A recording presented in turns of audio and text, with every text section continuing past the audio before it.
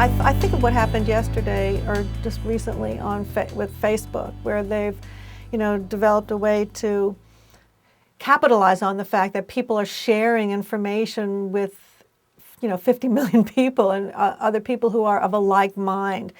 And they're going to attach, advertising to these messages. And I think you have to be really careful that the advertising doesn't become so intrusive that it's greeted in a hostile environment. I remember many years ago, like 10 or 15 years ago, there was an idea to put advertising on the runways where the baggage runways in airports, so that while you were standing there wondering if your baggage was actually going to come through the door, you could be looking at advertising on the rubber strips. And I don't know if that was ever done. I don't know if some airports may have actually done that. And that was an interesting idea, to try and sell somebody something while they were bored or terrified that their luggage wasn't going to show up.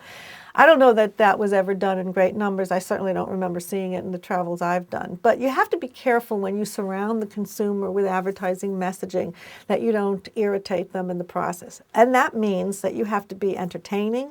You have to be appealing. You have to make them want to watch what you're saying, your messaging. You have to be a craftsman. So a lot of the user-generated advertising might be interesting now, and I think it's fun to think about it, and some of it is actually pretty good.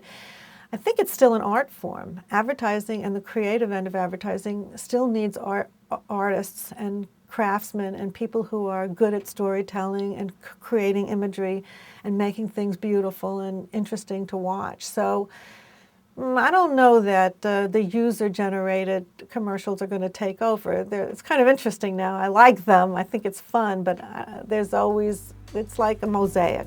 There's a place for everything.